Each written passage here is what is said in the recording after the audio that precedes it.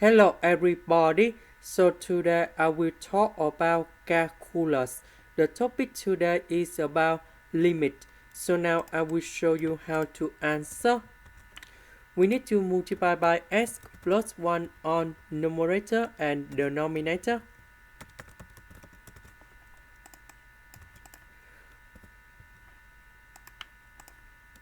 So we have x minus 1 multiplied by x plus 1. This is about identity. So we have x squared minus 1. Now we combine two fractions together.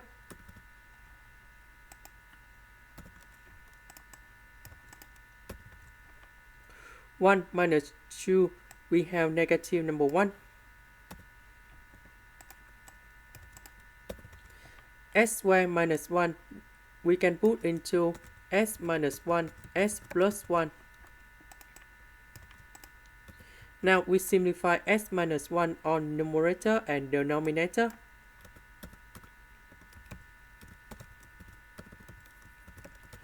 So we see that when s approaches to positive infinity, this one they will go to positive infinity. 1 divided by positive infinity, you got about 0.